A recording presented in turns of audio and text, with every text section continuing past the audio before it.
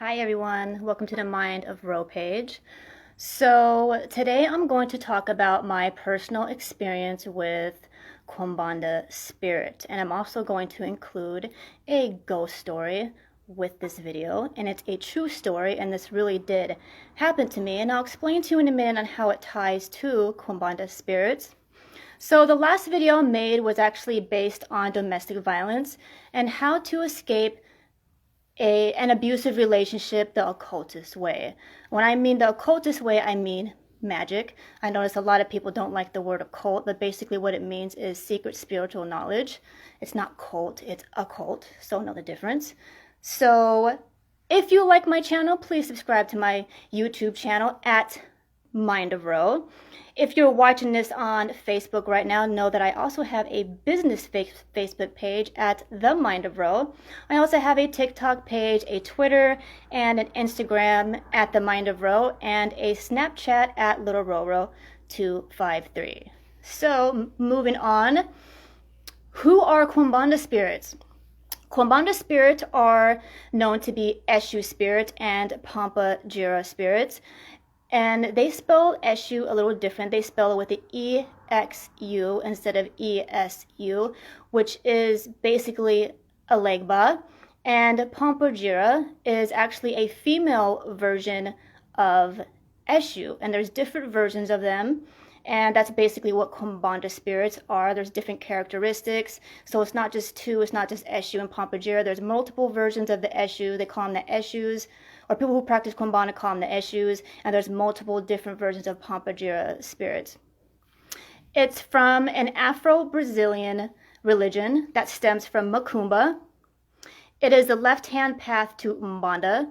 So let me explain what I mean by left-hand path. So right-hand path means white magic, and left-hand path means dark magic. Basically what that means is sending light to somebody or punishing somebody. That's basically what that means. It originated in South America, or in other words, the other Africa, and developed during the Portuguese Empire, during the Atlantic slave trade. So the slave trade actually brought African practices to America, or in other words, what our colonizers called the New Found Land.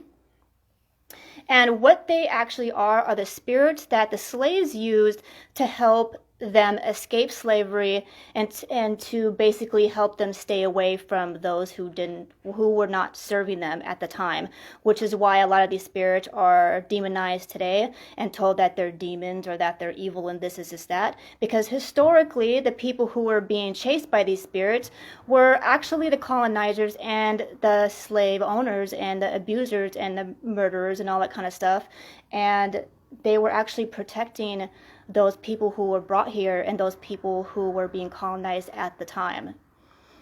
They're associated with the colors black and red because all Eshu spirits are connected with those colors, black and red, and they're associated with foods like liquor, tobacco, peppers, sweets, and roses. Pomba jira loves roses.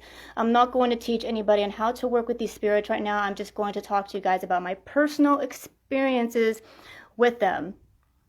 I'm sure a lot of people follow me and they want to know how to work with certain spirits and what to expect.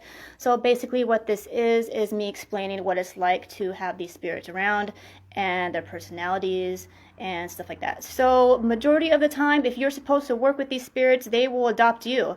What that means is you don't need to call on them. They'll call on you and they'll just pop up in your life and they'll start talking to you. They'll come to you in your dreams. And they'll come to you during meditation and stuff like that. If you are not supposed to work with these spirits at all, no matter how much you feed them, no matter how many times you call on them, they will not come to you. So that is the reason why a lot of times you'll notice people on videos and on blogs and all kinds of stuff, they're sharing information how to work with these spirits, basically because it doesn't matter if we share the information. It's because if you're meant to work with them, you'll be able to work with them. If you're not meant to work with them, no matter how much you try, you're not going to be able to work with them. Therefore, there's no reason to try to, sorry about that, my video tripped for a second. So there's no reason for a lot of us who practice this is try to hide this information, is because all these books are going around, and the reason why is because if somebody decides to grab one of the books and they want to practice and stuff like that, if they're not supposed to practice, no matter what they do, it won't work. So it really doesn't matter whether if people know how to do it or not anyways. If you're soulfully supposed to do this kind of work, then you'll soulfully be able to.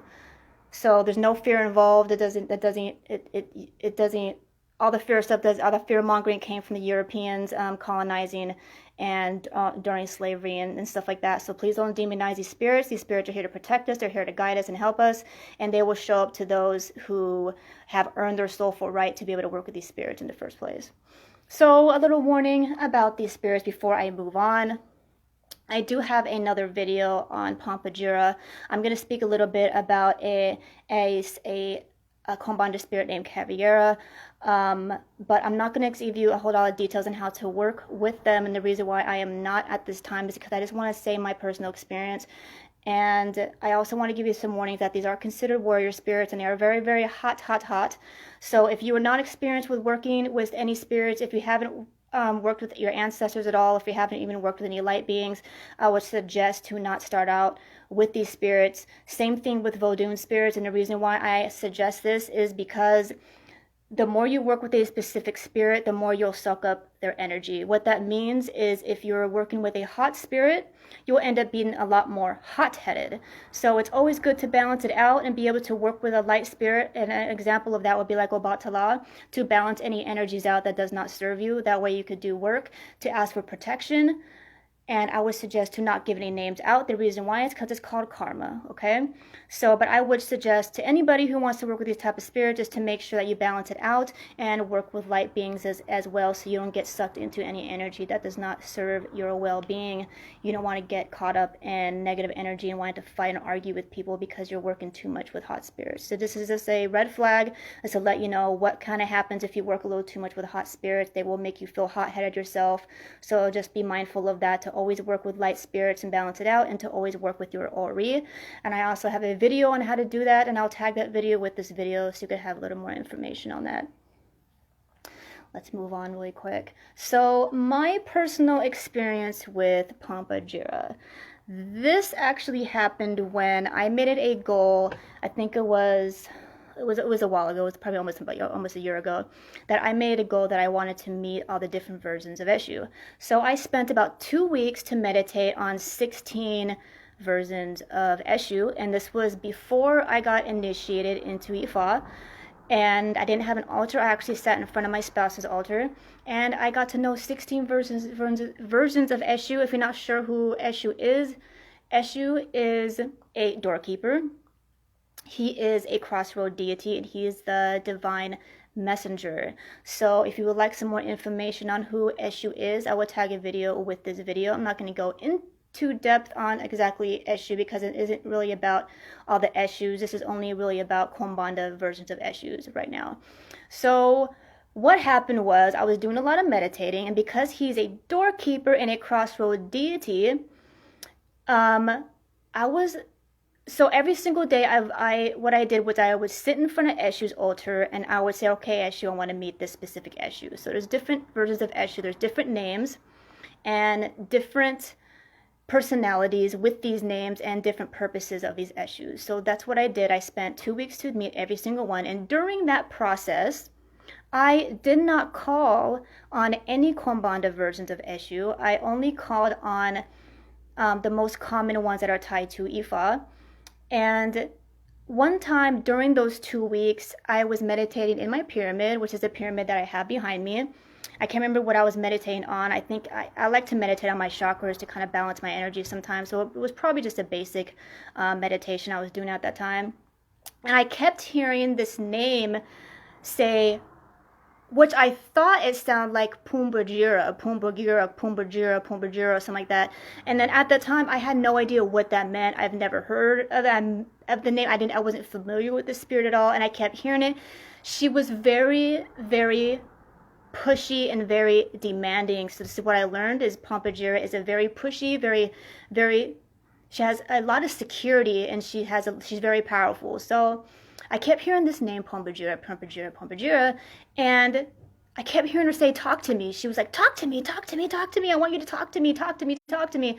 And I was like, wow, what is this voice I'm trying to meditate on something and I keep hearing the spirit talk to me over and over and over again.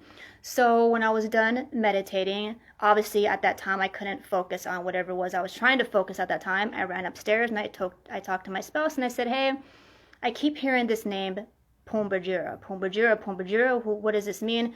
And my spouse told me, oh, that's a female version of Eshu. She's a Quimbanda spirit. And I've never heard this spirit at the time. So I started looking into her a little bit. I started reading about her. And this is something that I realized is when you're meant to work with specific beings, they will teach you how to work with them before you even try to reach out to them or before you even try to read about them at all. So I went back, I think it was like a week later, to try to meditate and hear her again, because I remember that one day she reached me. She was very pushy. She was like, talk to me, talk to me, talk to me. And I almost felt like she was a little crazy, like, talk to me. Ah! And I'm like, okay, this spirit is really pushy. She wants to talk to me. So within a week later, I decided to meditate on her again and kind of call on her spirit and say, who are you? Tell me about yourself, and what do you want, you know? So she taught me how to work with her, and she taught me that she wanted specific things, like specific drinks, and she liked them to be in fancy glasses, and she wanted some chocolates, and she likes roses. She kept showing me pictures of roses, and she gave me a very specific offer that she wanted, and she wanted it to be set up a very, very specific way. And I come to find out the reason why she was reaching me is, well, obviously it's part of my higher purpose, but also because at the time I was getting attacked a lot online by trolls attacking me online that were just, you know how trolls are. They're just very mean, they're very ugly, they're very negative, and they were basically going against my higher purpose. I believe it's my higher purpose to be able to share certain specific spiritual wisdom, and some people just are just really argumentative and they want to argue with me, and it was making me feel stressed out all the time, you know, and making me feel miserable, and I didn't like it. So Pomba reached out to me, and she taught me how to do a ritual with her. She told me exactly how to set it up and what she liked, and she wanted a silk it was a silk scarf that I had on her altar, and she was very specific. My experience with this is, I made another video on this before, so I'm just going to share this information again. I'm not going to say exactly what I did because I feel like it's kind of a little private. That was kind of like just an experience with me and her, but I'm just giving you like kind of an idea of what I did. So it took me about 3 days to make these offers to her exactly the way she wanted it, step by step. And something I realized about this spirit is she's very confident. She's very sexual. So she's actually a good spirit for anyone who's a woman. And if you're a woman and you want something that's going to help you feel more confident and more sexual, more comfortable in your body, to have some kind of leadership role, she's one of the main spirits to work with. She will give you the confidence, and she'll not only give you that, but she'll also protect you from those people who like to put you down and make you feel insecure about yourself.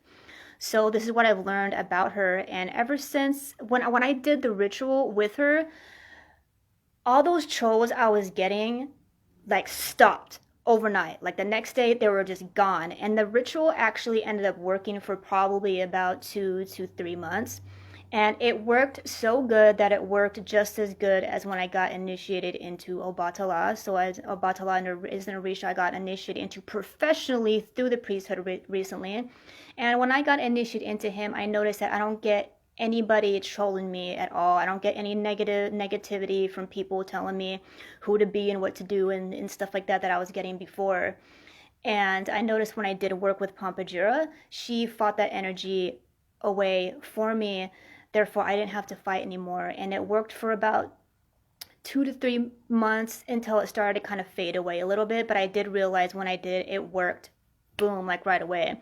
And what's crazy too is the next day when I was at work, because Pomba is associated with roses, the next day when I went to work, the door was open and rose petals flew into the door. And my coworkers were like, wow, look at all these rose petals in here. It's almost like it was a gift. And in my head I was thinking like, that's totally Pomba. So these spirits will let you know if they're around. They'll let you know if they got you back. They'll let you know if they're supporting you. You'll definitely notice a very fast shift within your life and within yourself when you make offers or do rituals with these beings that you are meant to work with. If you are not meant to work with them, you will notice a lot of negative stuff happen. If you are meant to work with them, you'll notice a lot of positive stuff and positive shifts that will happen within your life. So another experience I've had with her as well is, so when you call on a spirit or a deity, you're not only calling on the actual being who comes and speaks to you, you're summoning that specific being's energy. That's very, very massive. That could actually cover your whole area that you live in. And what I mean by that is, when Pomba was calling me, that first time I heard her speaking to me, me and my spouse went down the street to go grab something from the corner store, and there were two women at the crossroads. So Pomba and Eshu are known to be associated with the crossroads. When you work with these beings, and you'll notice people wearing black and red, or all black, depending on which one you're working with, at the crossroads, acting a very specific way so you know that whatever you're doing is actually working. So the exact day Pomba was yelling at me and kind of telling me, hey, talk to me, talk to me, talk to me, we went down the street at the corner store to go get something, like, I don't remember what we're getting, but there were two women screaming at each other. There were two gay women, there were a couple together, and they're screaming at each other, arguing at the crossroads. So Pomba is known to protect those who live a lifestyle that most people like to put down and attack. I would be an example. A lot of people like to attack what I do, and a lot of people like to attack strippers. A lot of people like to attack people who are gay, and Pomba protects these people. So that's how I knew her energy was around, because as soon as I left the house that day, I went to the crossroads, and I seen a gay couple screaming and yelling at each other and arguing. So Pomba energy, because she's a hot spirit, she has very, very aggressive, even argumentative and pushy energy. So when these spirits are summoned or called on, they will actually shift the energy even in your whole entire neighborhood, your whole entire house, your whole entire complex, and the whole entire street that you live on will shift that energy to match the energy of that being that you just called on. And that's how you know it's working. So if you do not want this energy to rise up when you call on a spirit, we have a practice basically where you say, cool roads, cool Eshu, cool Pomba, cool house, or cool head, cool, and you could say cool anything. And what you do is you splash water, and you would splash it either at the crossroads, you would splash it at your doorway, or you would splash it in front of an altar if you have an altar, to cool that energy down. That way you could do rituals and work with certain beings, and you're not raising up that energy within the whole entire neighborhood. So let me remind you, at this time this happened, I did not summon her, I didn't invoke her. She came to me, she came to visit me. And because her energy was so strong, she shifted the whole entire energy within the whole entire neighborhood, causing a lot of that energy to rise within other people. So another thing that happened, I think the next day my spouse went to work, and this is how you know this spirit is around, because she'll leave signs. She's associated with not only the color red and black, she's associated with roses, and she's also associated with hearts. She's very, very girly. She loves champagne. She loves cute stuff. Anything Valentine's-y is kind of like the kind of stuff that she really loves to have in her altar, offers, and the type of stuff that will pop up in images or around you to help you realize that she's around. So that being said, the next day my spouse went to work, and two women came to his work, and they were arguing like crazy and screaming at each other. So one of these women, I'm trying to remember the story exactly, one of these women went, what happened was one woman was screaming at another one, and the other woman, I guess, got fed up, so she pepper sprayed her in the eyes, pepper sprayed her straight in the eyes. And this lady started screaming about the pepper spray being in her eyes and started rolling back and forth and flailing all over the ground saying, my eyes, my eyes, my eyes. So somebody in the store, I think it was like her son or something like that, went to go help her with her eyes and went to grab milk out of one of the refrigerators, out of the, I think it was like a Walgreens or something like that, and to help clean out her eyes.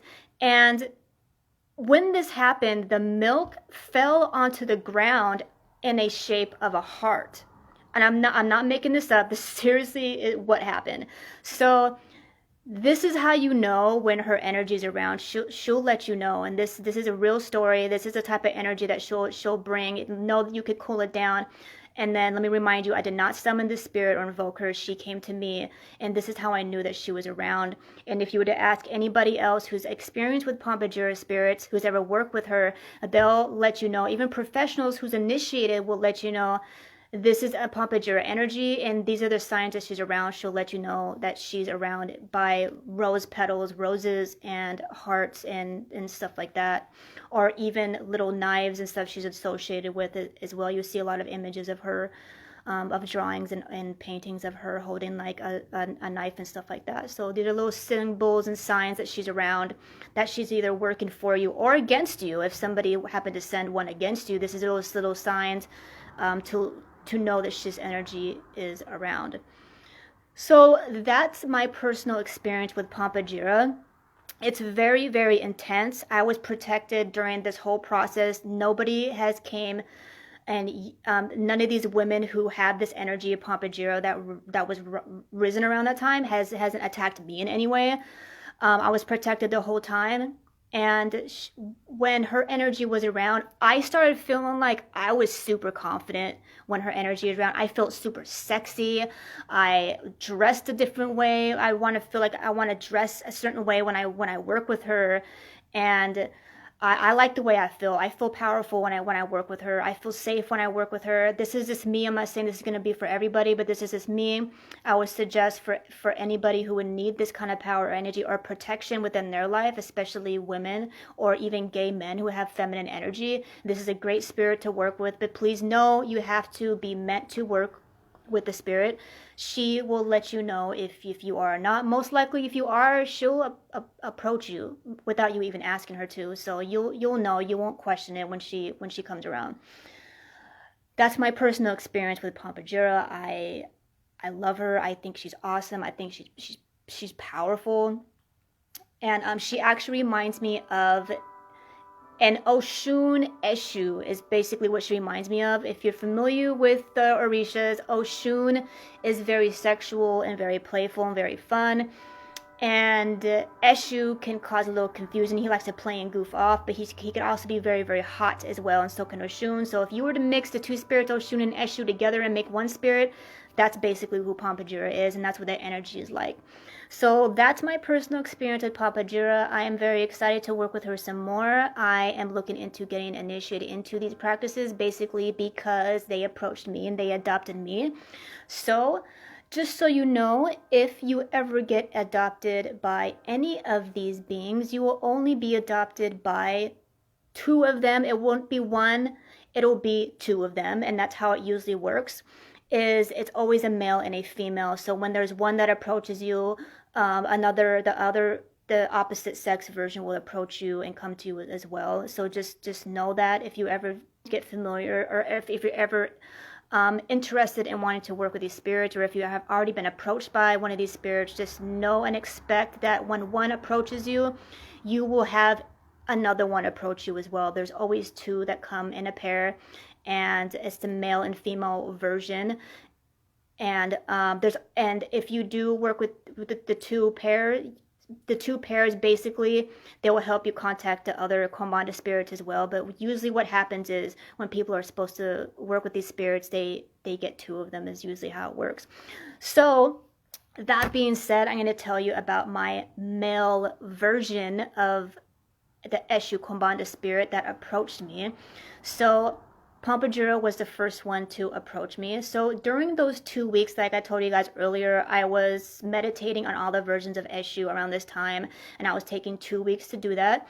During those 2 weeks, I not only had Pomba jira approach me, but within a few days later, The male version of the Quimbanda spirit approached me, but at the time I did not know that. I've learned that now, but at the time I didn't know these spirits were pairs. I just found out recently that that's how it usually works. So within a few days later, I was approached by another spirit. Now, before I get into it, I want to give you a ghost story that happened to me in 2008. And you're going to understand why I'm telling you this story before we get into this second Quimbanda spirit that approached me during that time. So, in 2008, my mother passed away in a hospice. Rest in peace, Mom. And I was there with one of my exes at the time, and I don't know if you've ever been through this, but usually when you have a sick family member in the hospital or a hospice, it's very hard because people are going to pass away. A hospice is basically a place where people go to pass away. For those of you who are watching this, you're not sure what a hospice is. It's not a hospital, it's a hospice. It's basically when the doctors finally get to the point where then there is nothing else they could do and it's time for you to die. What they'll do is they'll take you out of the hospital so your body's not stressed out from all kinds of IVs being stuck in you and all kinds of stuff. What they'll do is they'll take you off the life support and they'll transition you into a hospice where you could be comfortable, and they'll give you some meds so you could pass away more peacefully and so your body's not being stressed out, because a hospital is basically to make you live. So if your body gets to a point to where it's not time to live anymore, you get transferred over to a hospice.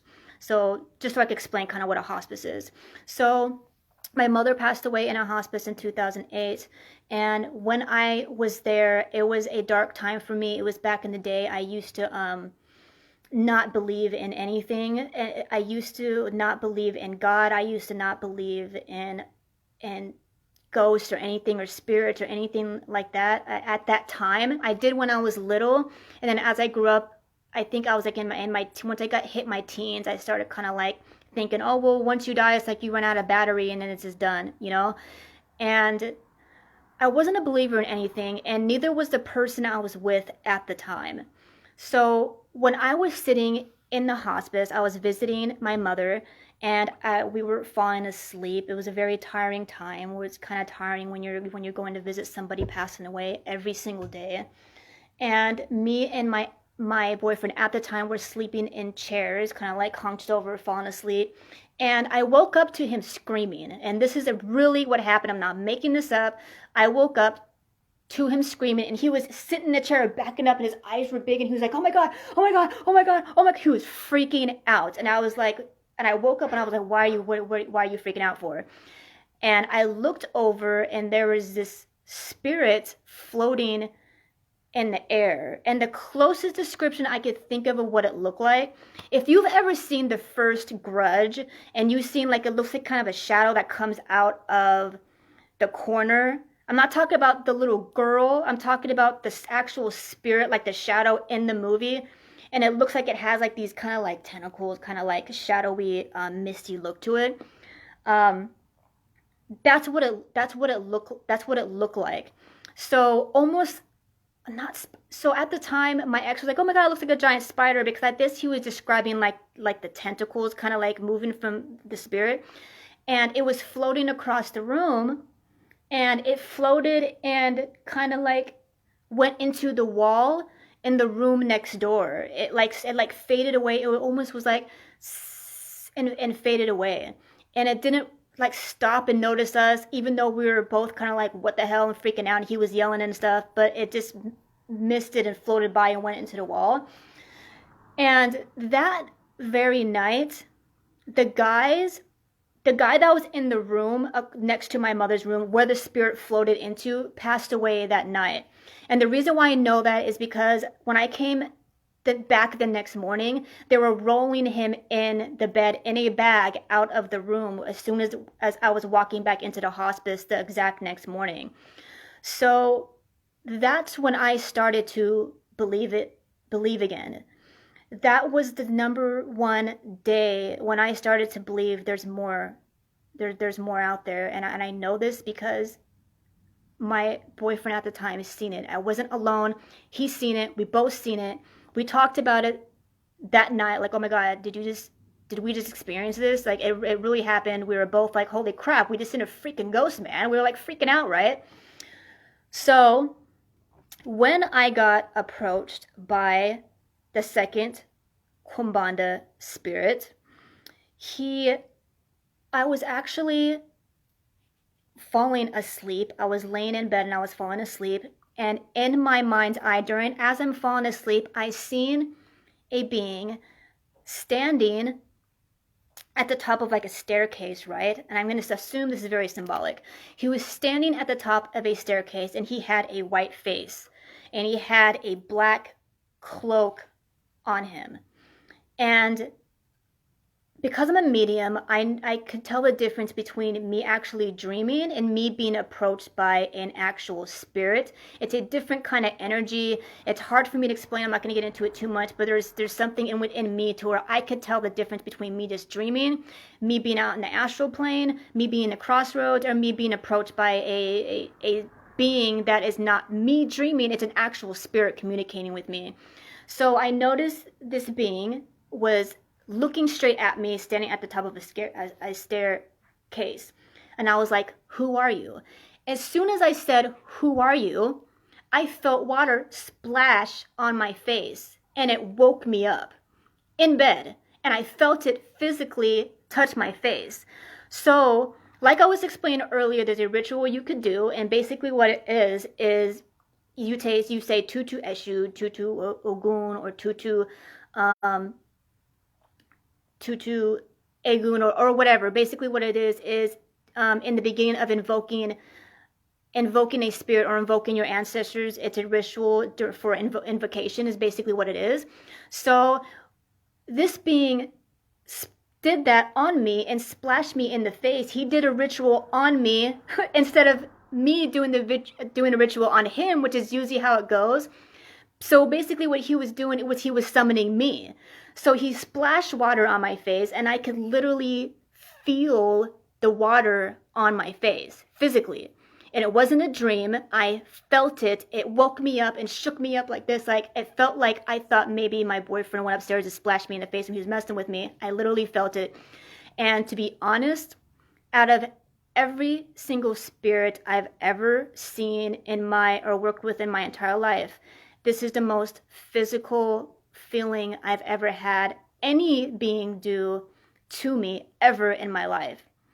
So he splashed me in my face and it woke me up like, oh my God. And as soon as he kind of like splashed me splashed my conscious back awake because I was falling asleep, he was in front of me and he had a skeleton face and he'd had the exact misty, floaty kind of look that the spirit had that me and my ex seen at the hospice in 2008. And he looked at me and he pointed at me and he said, I have the name of your enemies. And then he disappeared. I'm serious. This is seriously what happened. And when it happened, for some reason, I did kind of get spooked a little bit because I was like, oh my God, did this happen? And my spouse was downstairs at the time and I was kind of freaking out. It made my heart jump so hard when this happened. But at the same time, for some reason, I was excited about it. I'm like, oh my God, who was this being that contacted me? This is crazy. And I got almost obsessive about it a little bit. Like I kept wanting to contact him. I want to know who it was and why he contacted me. And because I was like, oh my God, how can a being feel so physical in the non-physical realm? It is very intriguing. I'm very tilted. I'm very, very amazed by how physical this being is while not being physical.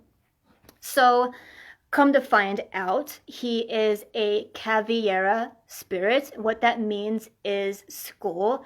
And if you look it up online, there are spirits called Eshu Caviera or Tata Caviera, or basically Quimbanda spirits that go by the name Caviera, because what that means, they're basically Eshu spirits who show themselves as with a skull face. So that's what I found out, that who he was. And till today, I'm very intrigued and very excited to work with this being even more. So I'm still really curious about. I do know he's associated with the concept of death. I do know that he is one of the beings, if you want to speak to the other side, that he could help you do that. I also know that he has to do with sickness and disease, and he could either give it to you or he could heal you from it. So I've seen him, I think, another time after that. He's approached me a second time after that, where he still has the white face and the white hand, or the skeleton face, skeleton hand, and he always has a cloak on, like a black hooded cloak, and the end of the cloak is very, very misty and very like, like typically what you would see how the Grim Reaper would look like. Except I don't see him hold the what's it called, the knife thing on the staff. I don't know what it's called, but he doesn't hold that. It's usually just him. But that's basically what he looks like and what he appears as. And supposedly he's a pretty common Quimbanda spirit, that a lot of people have worked with these spirits before. Now, I don't know exactly if he is Eshu Caviera or if he is Tata Caviera, but I do know he is definitely a Caviera spirit, because there's different versions of them, different characteristics and stuff like that. But that's my personal experience with my personal Quimbanda spirits. I have experience with a Caviera versions of them. My Pompagira who approached me is, I call her Rosa Caviera. She's a little more rare. Just know that if you try to summon these specific spirits, if you're not supposed to work with them, they're not going to come talk to you. And I would suggest to just let them approach you first, my personal opinion, and to know that especially any spirit that has to do with that manifests themselves with a skeleton face can be very, very dangerous, and they can make you very sick, and they can also bring a death into your life. So if I was you, please don't try to experience this on your own. This is my personal journey and my personal experience. I did not summon these spirits. I did not invoke them. They came to me.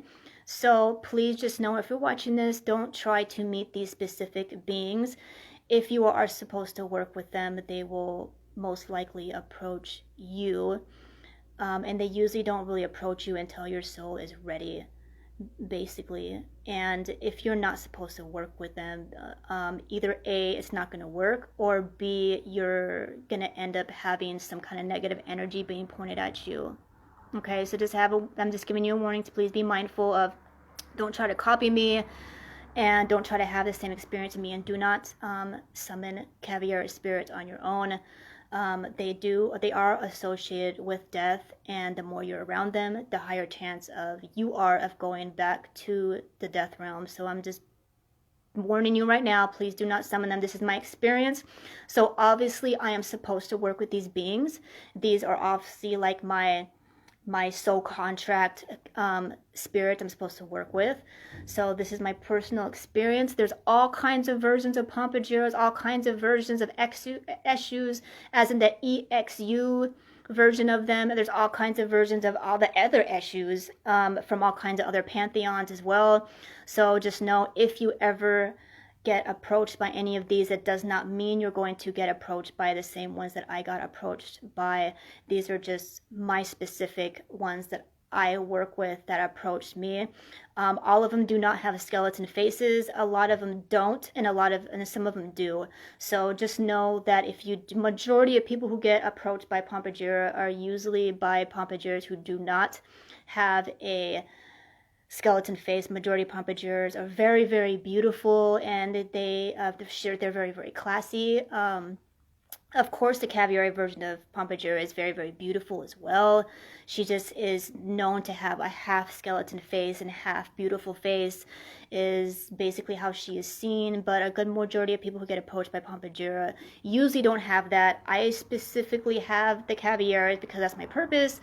So just so you know, that if you do get approached by any Quimbanda spirit, it does not mean they will have a skeleton face, and it doesn't mean that they either won't or will. It just depends on who you are and what your path is. Some of them even have horns. So one version of Eshu actually wears a white suit, and a white fedora hat. He's pimping, man. So it just depends on who you are and which one is best for you to work with. So another part of the story is I want to tell you about my personal experience of when I first got my first issue.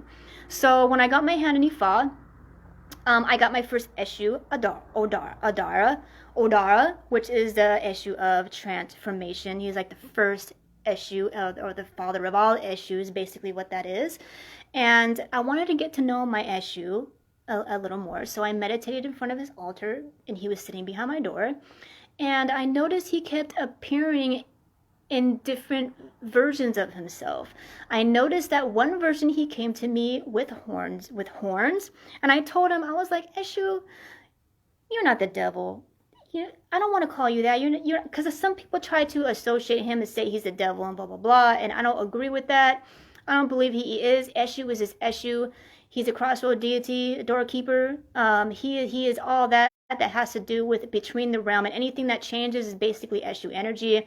A lot of the dogma likes to demonize who he is, so that's why I said to Eshu when he showed himself with horns, I was like, Eshu, you're not the devil, you're Eshu, man, you're fun, you're cool. So he started to change his appearance to me in different versions. So I noticed one version he showed me was him in a white suit, and he was smoking a cigar, leaning up on a wall, and they were leaning up on a wall.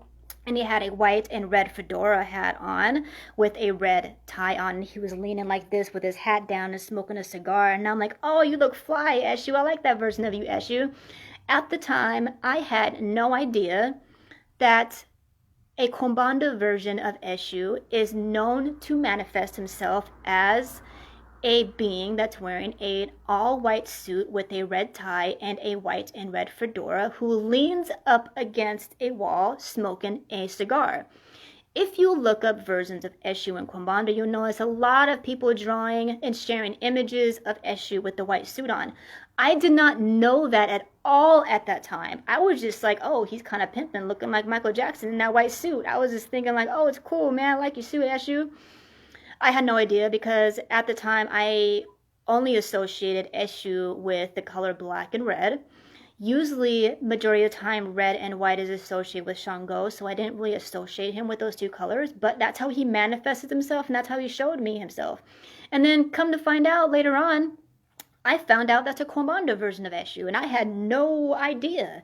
So basically what that means is Eshu teaching me and showing me different versions of himself from different backgrounds. That's not basic Yoruba background version of him. He showed himself to me as Quimbanda versions of himself before I was even familiar with this version of Eshu. So I think that's pretty awesome. Eshu is a teacher. He'll teach you about your life path. He'll teach you about your purpose. He'll teach you about the universe and all kinds of things. And basically what he was doing was teaching me, hey, you're connected to these spirits. Your ancestors are working through you, and you're supposed to be working with us. And I didn't understand it at the time. But now I know, and now I get it. Now I know why he showed up to me with the white suit on, with the pimpin' suit on. I get it. So this version of Eshu in Quimbanda is actually known to be the gambler, the partier. He's kind of like the player kind of energy. I would say probably if you want to make any big bucks at the casino, he would probably be the best being to work with. I've told myself maybe I should do that one time. If I do it, I'll let you know how it works out. But I would have to meditate on him and ask him to teach me how to work with him. That would be another video. So I hope you guys liked my story and my ghost story. These are my personal experience with Quimbanda spirits. Like I said earlier, please be warned. They were very, very hot. They are associated with the left-hand path, not the right-hand path, as in they are associated to be a little more darker, heavier spirits, especially the Caviera ones that approached me are known to be very, very heavy. But please know they actually run off very high morals and values. What that means is they will not punish anybody who does not deserve it. Anybody who ever gets punished by any spirit is being punished because they deserve it and because they soulfully agree to it. Let me repeat. They soulfully agree to it because they subconsciously believe that they deserve it. And I know a lot of people don't want to admit that, but it's very true. Eshu is very, very smart. He is a very, very big part of the universe. I'm not going to get too into that. But at the beginning, when there was light, there was also Eshu. So that being said, don't underestimate Eshu or any versions of the Eshus. They are smart and they're very moralistic. So just be mindful of that. Don't demonize them. They're not malicious spirits. They don't just run around hurting people who don't deserve to be hurt. It is basically the law of attraction and the law of dharma and karma. So for those of you who like to point fingers and say karma's going to get you, you're practicing Quimbanda and you're practicing voodoo, because a lot of warrior spirits like Eshu are associated with karma and dharma. Okay, karma and dharma does not come out of nowhere. There are beings who help push those laws in the universe. If there's going to be any good, there has to be a little not good as well. And according to the laws of the universe, there's no such thing as good and bad. It just is. It's just everything is just balance and imbalance and light and dark and high vibes and low vibes and everything in between. These are the laws of the universe, and what you give is what you'll get. It's basically what it is. And that's not only within this lifetime, that's within all the other lifetimes you've had before this one. So that being said, if you want to know why you went through some crap in your life, it's because your soul, number one, agreed to it, and number two, it's because obviously there's something that you must have done in another life. So in another realm or whatever, everyone's story is different. So just keep that in mind when you're working with any Eshu spirits, or if you're nervous about them in any way. That's why we need to stay good people. If you ever want to work with these kind of beings, stay a good person. Do not give names to these beings, because you will reap what you sow. Basically, the best way to work with warrior spirits is to just tell them to protect you from your enemies. You don't have to name your enemies. Just like Caviera said to me, he said, I have the name of your enemies, but I never gave him the name of my enemies. He just knows them. All warrior spirits know the name of your enemies already. You don't need to give them to them. All you got to do is say, hey, I'll work with you if you work with me. Let's respect each other. Just protect me from my enemies, and they will. So if you have any questions, go ahead and shoot me some questions in my inbox and let me know. If you have any experience with Quimbanda Spirits and you'd love to tell me a story, go ahead and leave a comment and let me know what your experience is like. I would love to hear your story as well. And my next video, I'm going to touch base on a little more domestic violence. I did come out of a domestic violence relationship a while ago, about a year ago. So I like to help people with that kind of stuff. And I'm going to share some information on how to work with Orishas to protect you from domestic violence or just violence in general. That includes stuff like police brutality and all kinds of things. So anything that which does not serve you, you could be protected by it. You do not have to be a victim to it anymore. Like I said earlier, it's a soul agreement. So as long as you work with the Orishas, we can learn our soul agreements and we can learn how to change them and know that we have way more control over our destiny than society makes us think. And we are not as much as a victim to this world as much as the media and politics likes to make us think. And when we start to learn to work with Orishas and spirit and ancestors, we start to learn how to get that power back within ourselves and within our life, and to also be able to help others do the same as well. So if you would like to learn how to work with the Eshus or the Exus, I am offering a class on it, and I'm actually charging $200 for it. And the reason why I am is because you're going to get a lot out of it. If you would like to learn how to work with a legba, I would teach you how to work with, I would teach you about the 16 roads of a legba, or in other words, Eshu or the Eshus. I will teach you about the food. I will teach you how to work with him, how to summon him, where to go, what to do, basically all the how-tos, who, what, when, where, why, stuff like that. I'm not going to get too much into the history behind Eshu. It's basically how to work with Eshu, because a lot of people are very nervous on how to work with Eshu. Just to let you know, Eshu will talk to anybody. Not Quimbanda Eshus. I'm just saying Eshu in general. So there's thousands and thousands and zillions and billions of versions of Eshu, just to let you know. And whatever Eshu that works with you is the one that you're supposed to work with. There's all kinds of pantheons and all kinds of backgrounds. People who practice Wicca work with Eshu. All kinds of people do. Anybody can call on Eshu. He does not discriminate. He will work with anybody. But not all versions of him will work with anybody, just to let you know. If you would like some more information on how to work with Eshu, I am offering a class on how to work with Eshu for $200. That includes an Obi reading. What basically that includes is not only the Obi reading, but the 16 roads, foods, and guidance after you learn as well, and how to make your own coconut to have Eshu energy in it. So basically what that means is the Obi reading is because if you were to work with Eshu, there are certain things you have to agree to working with him, as in there's certain people you cannot have in your life, there's certain situations you cannot be in, and there's certain things you should not be doing when you work with Eshu, because like I said earlier, he is very, very moralistic. Therefore, I have been told multiple times by Eshu about people who has asked me to teach them how to work with Eshu is he'll let you know, I don't like this person in your life, I don't like this I don't like this in your house or whatever. I don't like, he'll let you know what he does not like that needs to be removed out of your life before he's willing to work with you. So this is why I do an Obi reading before I teach anybody how to work with Eshu, is because you have to agree to any circumstances that Eshu tells you. Then the reason why is because if you learn how to work with Eshu and Eshu told you that he does not like your boyfriend, for example, or girlfriend, and you want to work with Eshu and you decide to keep this toxic person in your life, Eshu will fuck them up. And if you do not want that person to be fucked up, I would suggest to get rid of that person out of your life before you work with Eshu.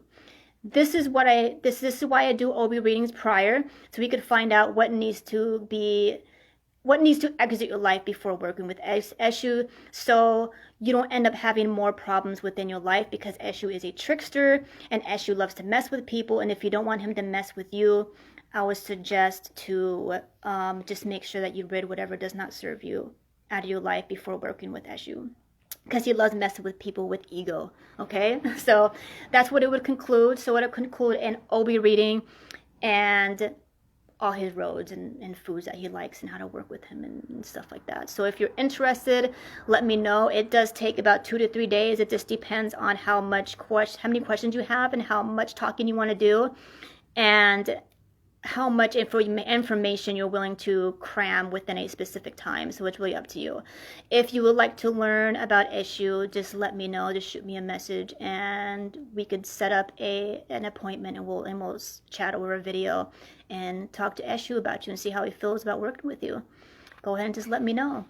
Well, I hope everyone's having an orgasmic day or orgasmic night, and peace, adabo, hotep, and namaste.